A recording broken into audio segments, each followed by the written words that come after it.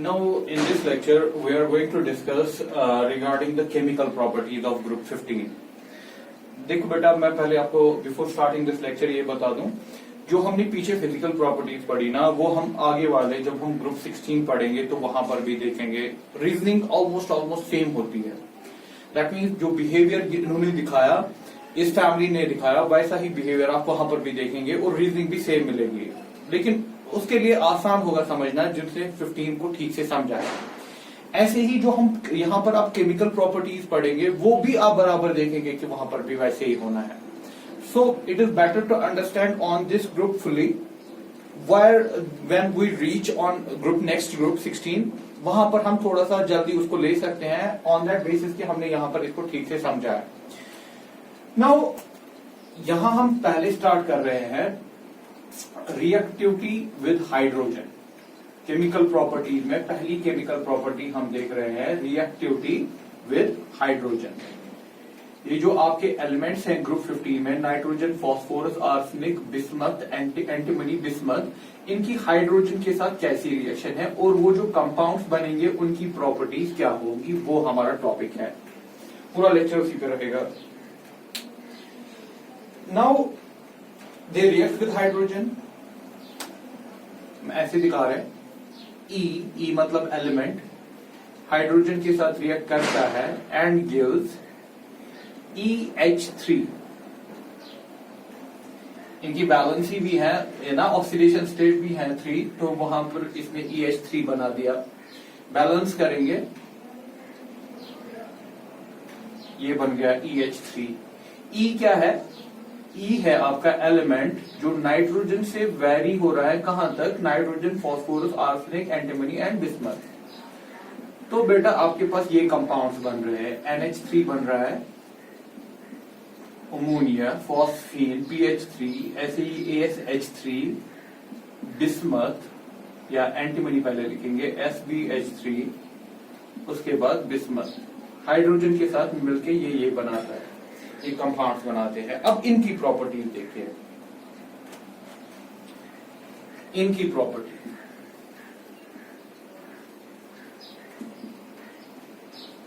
सबसे पहला point, bond strength.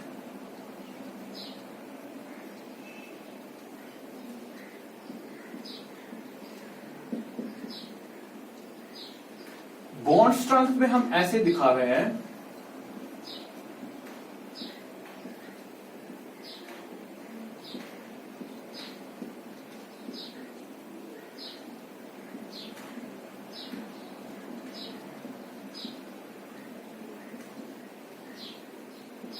तो क्या लग रहा है आपको इस ऑर्डर से? क्या लग रहा है?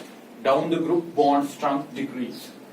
दैट मीन जितना आप नीचे जाएंगे इन कंपाउंड्स में आप देखेंगे कि बॉन्ड कमजोर है. बिस्मथ और हाइड्रोजन का बॉन्ड कमजोर है, नाइट्रोजन और हाइड्रोजन का बॉन्ड स्ट्रांग है. इसके पीछे सीधा सा रीजन, अगर रीजन पूछना चाहते हो ना, साइज. नाइट्रोजन जो है वो खुद भी छोटा है, हाइड्रोजन भी छोटा है, तो साइज कंफर्टेबिलिटी है. ठीक है. आप इलेक्ट्रोनेगेटिविटी पे भी इसको एक्सप्लेन कर सकते हो, साइज पे भी एक्सप्लेन कर सकते हो. साइज हो या चाहे इलेक्ट्रोनेगेटिविटी हो, दैट मीन ये बॉन्ड थोड़ा सा पोलर होगा ज्यादा, ये उतना ज्यादा पोलर नहीं होगा. या शॉर्ट में आप याद रख सकते हो साइज पे, नाइट्रोजन स्मॉल, हाइड्रोजन स्मॉल. इनका बॉन्ड जो होगा अच्छा bond, strong bond. Bismuth large, big, बड़ा है. हाइड्रोजन स्मॉल, इसका जो बॉन्ड होगा वीक होगा. ठीक है. तो हम ऐसे कहेंगे ना, down the group the bond strength decrease. Down the group, ऐसे हम इसको नोट करेंगे. Down the group the bond strength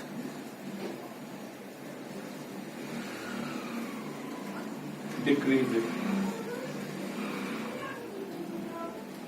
Down the group the bond strength decreases. जब bond strength decrease हो गई तो हम रीजन भी लिख सकते हैं यहाँ पर, because of size incomfortability, size differences. जो मैंने आपको समझाया। नाइट्रोजन हाइड्रोजन छोटा है तो इनके बॉन्ड्स अच्छे होंगे, बिस्मुथ हाइड्रोजन बड़ा छोटा है तो इनका बॉन्ड उतना स्ट्रांग नहीं होगा। तो पहली प्रॉपर्टी आपने देखा किसके बारे में, बॉन्ड स्ट्रांग के बारे में, down the group bond strong decreases. इसी के ऊपर हम एक और प्रॉपर्टी देखेंगे इसकी, रिड्यूसिंग कैरेक्टर।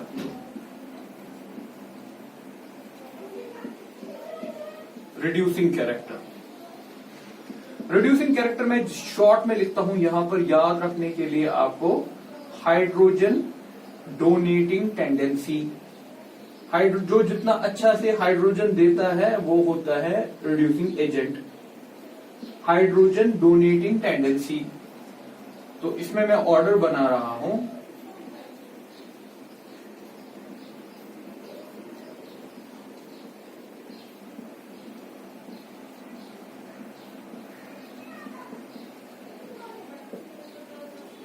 जो सबसे जल्दी से हाइड्रोजन दे सकता है दैट इज बिस्मथ।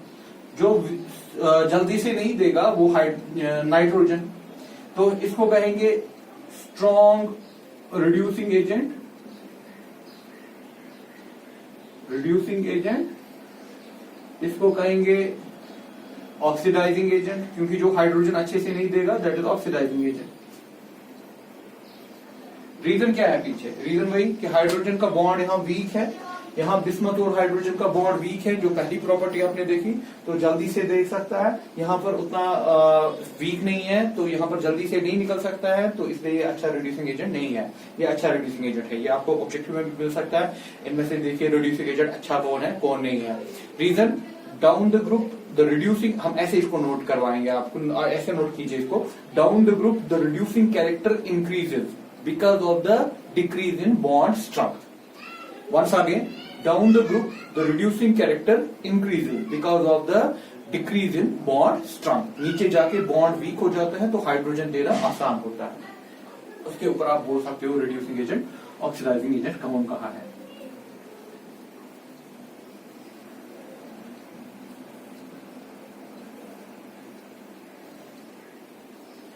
इसी के साथ थर्ड प्रॉपर्टी हम इनकी देख रहे हैं, बेसिसिटी। बेसिसिटी,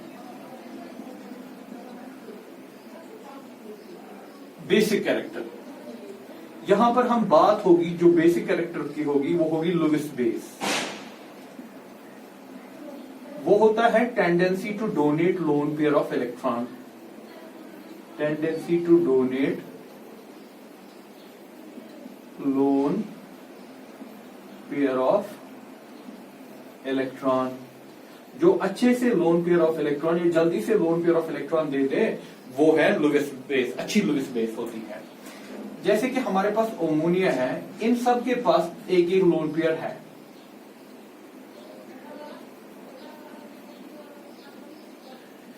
ऐसे ही आर्सेनिक के पास भी है, ऐसे ही एंटीमनी के पास भी है, ऐसे ही बिस्मथ के पास भी है। सबके पास लोन पेयर ऑफ इलेक्ट्रॉन है, इसके पास भी, इसके पास भी, इसके पास भी। लेकिन जो जल्दी से देगा that is good Lewis base. इसमें हम देख रहे हैं ये order, that is down the group basic character decreases, है ना, सीधे दिख रहा है ना, down the group basic character decreases. देखिए इसके पीछे रीजन क्या है। देखिए इसमें सबसे अच्छी बेस कौन है, अमोनिया। सबसे वीक बेस कौन है, बिस्मथ। मतलब ये जल्दी से लोन पेयर दे सकता है, ये जल्दी से लोन पेयर नहीं देना चाहेगा। इसके पीछे रीजन ये है, जो नाइट्रोजन है ना, नाइट्रोजन ये छोटा है। छोटा मतलब कि अगर आप देखोगे भी ये लोन, इसका आउटर शेल जो है ना दैट इज 2s2 2p3। इसका जो ये लोन पेयर है वो कहां है, एक्चुअली ये s में होता है, 2s2 दैट मींस 2 में है। इसका ये जो है ना दैट इज 3s2 3p3, फिर वहां 3d भी है, खाली है लेकिन है। यहां पर 4s2 4p3 4d 4f। तो जितना आप नीचे जाते हो ना दैट मीन साइज बड़ा हो जाता है। Central element that is nitrogen छोटा है, फॉस्फोरस उससे बड़ा है, आर्सेनिक उससे भी बड़ा है। जितना साइज बढ़ेगा ऑब्वियसली क्या होगा, ये जो लोन पेयर है ना ये फैल जाएगा। दैट मीन ये जो इलेक्ट्रॉन होता है ना ये जितना इसका ऑर्बिटल बड़े बड़े हो गए, जैसे इसमें देख रहे हैं 4s 4p4, इसके जो ये आउटर शेल है ना ये बहुत बड़ा हुआ है, फैला हुआ है। इसका जो नाइट्रोजन का है ना वो बहुत छोटा है। अब ये ऐसी बात हो गई कि फॉर एग्जाम्पल किसी के पास पैसे है, किसी के जेब में है, दैट मीन्स उसके पॉकेट में है, किसी के ऐसे है, किसी के बैंक में है, ठीक। देना किसके पास, दैट मीन दोनों के पास है, दो आदमी है, दोनों के पास पैसे है, एक के जेब में है, दूसरे के बैंक में है। लेकिन अब अगर देखें कि देना किसके लिए आसान है, जिसके जेब में अगर कोई पूछे मांगेगा उसे, वो उसके जेब में है, वो उठाएगा और देगा। लेकिन जिसके बैंक में है उसको पहले बैंक जाना है, एटीएम जाना है, वहां से लाना है, वहां से फिर देना है। तो obviously that part is difficult. उसके पास भी है लेकिन वो थोड़ा सा उसमें टाइम लगेगा। यहां पर टाइम मतलब डिफिकल्टी है। तो नाइट्रोजन छोटा होने की वजह से इसके जो लोन पेयर ऑफ इलेक्ट्रॉन्स है ना वो लोकलाइज्ड है, एक ही जगह पे है, छोटा, एक्सेस आसान है। लेकिन जो बाकी जो है, जब नीचे नीचे आप जाओगे, वो बड़ा होने की वजह से उसके लोन पेयर इलेक्ट्रॉन्स क्या हो जाएंगे, डीलोकलाइज हो जाएंगे, फैल जाएंगे, फिर उनको वहां से निकालना मुश्किल है, ठीक। तो इसलिए हम कह रहे हैं कि down the group basic character decrease. तो down the group basic character decrease, इस पॉइंट को नोट करके रखिएगा। जब हम नीचे जाएंगे तो बेसिक कैरेक्टर डिक्रीज हो जाएगा। क्यों? क्योंकि लोन पेयर ऑफ इलेक्ट्रॉन या स्मॉलर साइज, आप स्मॉलर साइज को रीजन लिख लीजिएगा, because of the smaller size of the nitrogen it is easy to donate electrons, या the electrons are localised. When we go down the group, the basic character of these compounds decreases. Why decreases? Nitrogen is small, it is easy to give lone pair of electron. While bismuth is big, it is difficult. Electrons are delocalized, फैले हुए हैं, तो वो electron देना मुश्किल हो जाता है। ये हो गया बेसिक कैरेक्टर। चलिए नेक्स्ट प्रॉपर्टी बॉन्ड एंगल की बात करते हैं। बॉन्ड एंगल को समझने के लिए आपको इनकी बॉन्डिंग को समझना होगा पहले। चलिए मैं यहां पर ई इनमें से कोई भी एलिमेंट, नाइट्रोजन से फास्फोरस, या मैं अमोनिया पे समझाता हूं, अमोनिया पे जो होगा वो बाकियों में भी होगा। नाइट्रोजन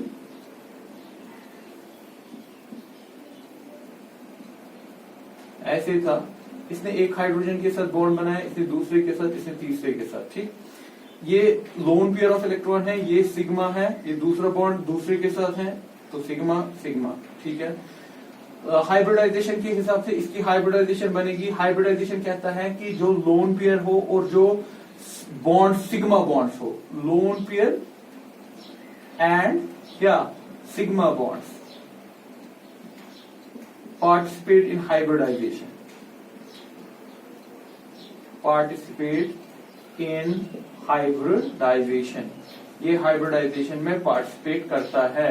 तो इसकी हाइब्रिडाइजेशन हुई, एस का आपने एक लिया, पी के 3 लिए, तो हो गया sp3। तो इसकी हाइब्रिडाइजेशन sp3 है। sp3 के हिसाब से जो इसका स्ट्रक्चर होना चाहिए ना वो टेट्राहेड्रल है, होना चाहिए, टेट्राहेड्रल होना चाहिए ऐसे। लेकिन एक्चुअल ज्योमेट्री आप जब बोलते हो ना तो इस लोन पेयर को नहीं लेना है, लोन पेयर के बगैर बताना है। तो इसका ज्योमेट्री क्या बन गया, पिरामिडल। sp3 के हिसाब से होना चाहिए था टेट्राहेड्रल, लेकिन उसमें से एक लोन पेयर है ना, तो वो उसको आप हाथ रख के छुपा दीजिए, तो बाकी क्या बचा, ये पिरामिडल बचा। ये तो इसका शेप जो है ना वो ऐसा है, ठीक, ऐसे समझे, ये ऐसे था। ये जो रेड कलर है ये ऐसे था एक्चुअली टेट्राहेड्रल, लेकिन इस रेड पेन को समझिए कि ये लोन पेयर है, लोन पेयर आपको नहीं बोलना है, तो ये बचा पिरामिड, ठीक। अगर इसको टेट्राहेड्रल समझ के लेना तो इन दोनों के बीच में जो एंगल होना चाहिए ना वो होना चाहिए था 109। इनका जो आपस का एंगल होना चाहिए था 109, ये इसका एंगल होना चाहिए 109। लेकिन वेस्पर थ्योरी जो आपने केमिकल बॉन्डिंग में पढ़ी होगी, VSEPR theory lone pair repulsion दिखाता है बॉन्ड पेयर के साथ। जब lone pair repulsion bond pair के साथ, इस लोन पेयर की वजह से इनका बॉन्ड एंगल जो है ना वो थोड़ा सा कम हो जाएगा, क्योंकि ये रिपल्शन दिखाएगा ज्यादा। अब ये 109 नहीं होगा, 100 उससे कम होगा, ठीक है ना। 109 एंगल नहीं होगा, उससे कम होगा। क्यों? लोन पेयर रिपल्शन दिखाता है। अदरवाइज sp3 में इसका एंगल होना चाहिए था 109, लेकिन 109 नहीं मिलेगा आपको, उससे कम मिलेगा आपको बॉन्ड एंगल। जैसे कि आपका अमोनिया है, अमोनिया में 107 आपकी टेक्स्ट बुक में देखे हैं, अमोनिया में एंगल होता है 107, उसके बाद PH3, फॉस्फीन में आपका एंगल है 93,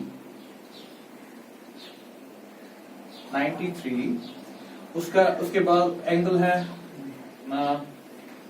ASH3 91.8, SBH3 91.3। बिस्मत की बात नहीं करेंगे, ये थोड़ा सा मेटालिक कैरेक्टर इसमें ज्यादा आ जाता है, उसको छोड़ देते हैं। इसको देखिए, अब इन एंगल से आपको क्या लग रहा है? सबसे पहली बात, हाइब्रिडाइजेशन सबकी हाइब्रिडाइजेशन है sp3, सबका स्ट्रक्चर है पिरामिडल, सबका। वो मैं जो ज्योमेट्री सिखा रहा था ना, वो एक के लिए नहीं, वो सबके लिए ऐसी है। लेकिन बॉन्ड एंगल सब में सेम नहीं है। हम देख रहे हैं कि down the group bond angle decrease, bond angle का क्या हो गया? कम हो गया। सीधे से डाटा वहां पर है, बॉन्ड एंगल जो हो गया ना वो कम हो गया। बेटा पहली बात मैंने कहा था कि होना चाहिए था 109, लेकिन 109 नहीं है, उससे कम है। क्यों कम है? क्योंकि रिपल्शन, लोन पे रिपल्शन दिखाता है, वो तो सब में आएगा। लेकिन फिर ये कम क्यों हो गया? इसमें और इसमें फर्क क्या है, ये समझने की बात है। देखिए,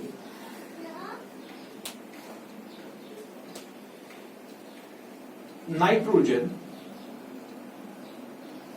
हाइड्रोजन, हाइड्रोजन, ठीक। मैं दूसरा एंड दिखा रहा हूं, ये Sb, एंटीमोनी, हाइड्रोजन, इसका भी स्ट्रक्चर वैसे ही हाइड्रोजन, ठीक। पिरामिड ये भी, पिरामिडल ये भी, लेकिन फर्क क्या है? इसका 107 और इसका एंगल कितना? 91.3। ये जो बॉन्ड बनता है ना, बॉन्ड हम जानते हैं 2 इलेक्ट्रॉन्स का बनता है। नाइट्रोजन की जो इलेक्ट्रोनेगेटिविटी है ना, वो ज्यादा है एज कंपेयर टू एंटीमोनी, ठीक। नाइट्रोजन की इलेक्ट्रोनेगेटिविटी ज्यादा है एज कंपेयर टू एंटीमोनी। इसका मतलब हो गया ना कि ये जो बॉन्ड में 2 इलेक्ट्रॉन्स हैं, ज्यादातर रहेंगे किसकी तरफ? नाइट्रोजन की तरफ। यहां पर भी ज्यादातर रहेंगे नाइट्रोजन। अब देखिए, इसकी इलेक्ट्रोनेगेटिविटी से क्या हो गया? जैसे कि इलेक्ट्रॉन नाइट्रोजन की तरफ ही जा रहे हैं। जब इलेक्ट्रॉन नाइट्रोजन की तरफ ही जा रहे हैं, ये रिपल्शन फील करेगा ना। जब ये रिपल्शन फील करेगा, इसको एक ही तरीका है, फिर जब इलेक्ट्रॉन एक ही डायरेक्शन से घुस गए, नाइट्रोजन की तरफ ही आ रहे हैं, तो इसको अब एक ही तरीका है अपनी रिपल्शन को कम करने का, क्या? बॉन्ड एंगल को बढ़ाना, ठीक। नाइट्रोजन ज्यादा इलेक्ट्रोनेगेटिव है, इसलिए जो बॉन्ड में इलेक्ट्रॉन्स थे वो किधर की तरफ ज्यादा है? नाइट्रोजन की तरफ ही है। उसकी वजह से क्या हो गया? उसकी वजह से ये हो गया कि रिपल्शन ज्यादा हो गई। रिपल्शन को कम करने का तरीका क्या है? थोड़ा सा बॉन्ड को खुला दे। इसका bond angle 107। While as this, आप देखिए बिस्मथ एंटीमनी जो दिखा है यहां पर, इसकी इलेक्ट्रोनेगेटिविटी कम है। दैट मीन इलेक्ट्रॉन इसी की तरफ नहीं गए हैं, थोड़ा सा हाइड्रोजन की तरफ भी है। इलेक्ट्रॉन दूर दूर हो गए ना, जब दूर दूर हो गए तो रिपल्शन कम हो गई। डायग्राम पे सीधे दिख रहा है, रिपल्शन कम हो गई। जब रिपल्शन कम हो गई तो बॉन्ड को खींचने की जरूरत नहीं है, तो बॉन्ड को एक्सपैंड करने की जरूरत नहीं है। तो इनके क्या हो गया? बॉन्ड एंगल कम हो गया, क्योंकि रिपल्शन उतनी ज्यादा नहीं है। So in this way we conclude down the group the bond angle of these hydrides of group 15, hydride है ना ये हाइड्रोजन के साथ, down the group the bond angles of these hydrides of the group 15 decreases. Why? Because of the decrease in electronegativity of the central element. Because of the decrease in electronegativity of the central element. Note करके रखिए. Down the group the bond angle of the hydrides, down the group the bond angle of the hydrides of group 15 element decreases because of the decrease in electronegativity of the central element, because of the decrease in electronegativity of the central element. वो मैंने आपको समझाया कि electronegativity से क्या हो गया? अगर इसकी इलेक्ट्रोनेगेटिविटी ज्यादा है तो इलेक्ट्रॉन इसी की तरफ आएंगे, उसकी वजह से क्या होगा? रिपल्शन ज्यादा होगी। इसमें क्या है? इसमें इलेक्ट्रोनेगेटिविटी कम है, तो इलेक्ट्रॉन सब उधर ही नहीं घुसे, तो रिपल्शन कम है। रिपल्शन कम मतलब तो बॉन्ड एंगल कम हो गया, बॉन्ड नजदीक आएगा। This is all about the bond angles.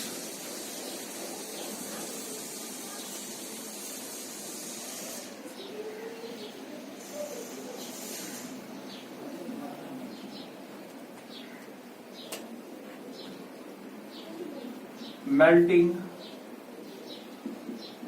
and boiling point.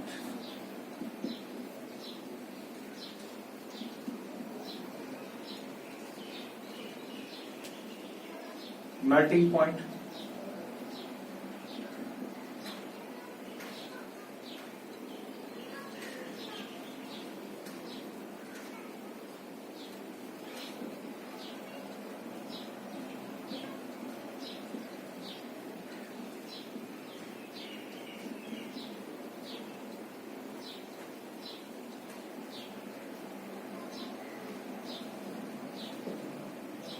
boiling point,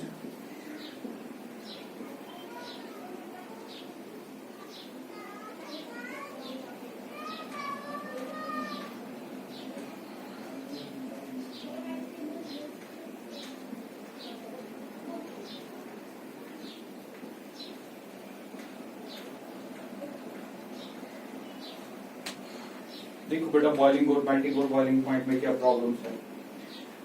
अगर आप देखो अमोनिया को छोड़ के, अमोनिया को यहां पर भी छोड़ो, अमोनिया को यहां पर भी छोड़ो, बाकी क्या फास्फोरस, आर्सेनिक, एंटीमनी और bismuth.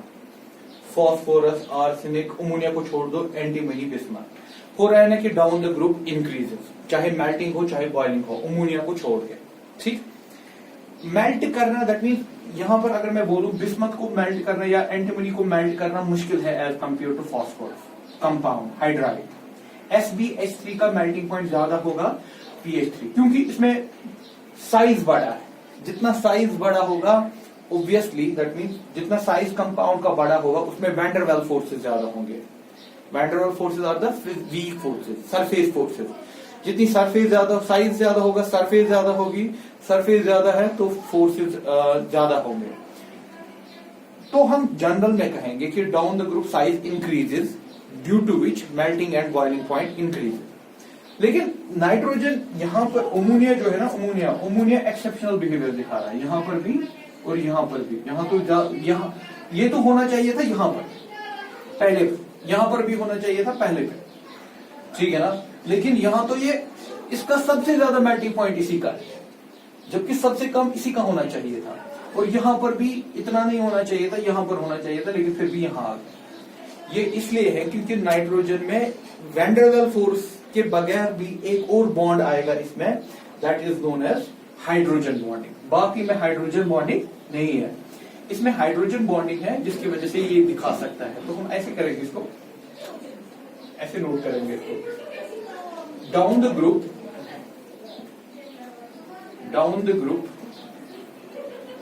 size increases, down the group size increases, down the group ऐसे लिखेंगे, down the group melting point and boiling point increases because of increase in size, increase in size, that is Van der Waals forces, Van der Waals forces। उससे क्या, लेकिन exceptionally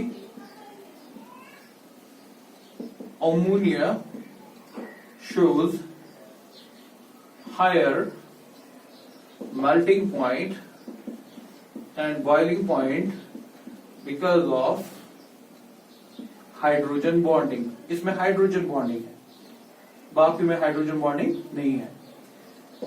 याद रखिए, जब nitrogen के साथ हाइड्रोजन है या ऑक्सीजन के साथ हाइड्रोजन है या फ्लोरीन के साथ हाइड्रोजन है, वहां पर एक और एडिशनल बॉन्ड बनेगा। जैसे कि मैं यहां पर अमोनिया के बारे में आपको दिखाऊंगा, NH3 है, द पॉजिटिव डेल्टा नेगेटिव। तो एक अमोनिया और दूसरे अमोनिया के मॉलिक्यूल के बीच में एक और बॉन्ड है, that is known as hydrogen bond. Hydrogen bond बनता है सिर्फ नाइट्रोजन, ऑक्सीजन और फ्लोरीन के साथ, बाकी जगह पे ये पॉसिबिलिटी नहीं है, इसलिए इसका मेल्टिंग और बॉइलिंग पॉइंट हाई है। हाँ, मेल्टिंग में तो ज्यादा ही आगे चला गया, बॉइलिंग में उतना ज्यादा नहीं है, क्योंकि हाइड्रोजन बॉन्डिंग मेल्टिंग किसका होगा, सॉलिड का। मेल्टिंग पॉइंट किसका देखा जाएगा, सॉलिड का। सॉलिड में एटम्स नजदीक होंगे, तो हाइड्रोजन बॉन्डिंग भी वहां पर बहुत अच्छी होगी। ठीक है, हाइड्रोजन बॉन्डिंग सॉलिड वाले में बहुत अच्छी होगी, तो इसलिए इसने इसका मेल्टिंग पॉइंट बहुत ज्यादा बढ़ा दिया। बॉइलिंग पॉइंट किसका देखा जाएगा? लिक्विड का। उस वक्त थोड़ी सी हाइड्रोजन बॉन्डिंग पहले ही कमजोर हो गई है, ठीक है ना, इसलिए ये आगे, ये नहीं कि वहां पर हाइड्रोजन बॉन्डिंग नहीं होगी, लेकिन उतनी अच्छी नहीं होगी जितना सॉलिड में थी। तो लिक्विड में भी हाइड्रोजन बॉन्डिंग है, जिसकी वजह से इसका बॉइलिंग पॉइंट होना चाहिए था यहां पर, लेकिन आ गया यहां पर। This is all about the melting and boiling point, and this is all about the properties of hydrides of group 15 element. Hydride हो गया हाइड्रोजन के साथ जो इसके कंपाउंड है। देखिए, अब जब हम ग्रुप 16 स्टार्ट करेंगे ना, तो वहां पर भी ये हाइड्राइड का किस्सा आएगा, बराबर ऐसी ही प्रॉपर्टी स्टडी करनी है। तो वहां पर रीजनिंग ज्यादा नहीं देंगे, सीधे चलेंगे, सीधे ऑर्डर्स बनाएंगे, तो रीजनिंग तो वही रहेगी।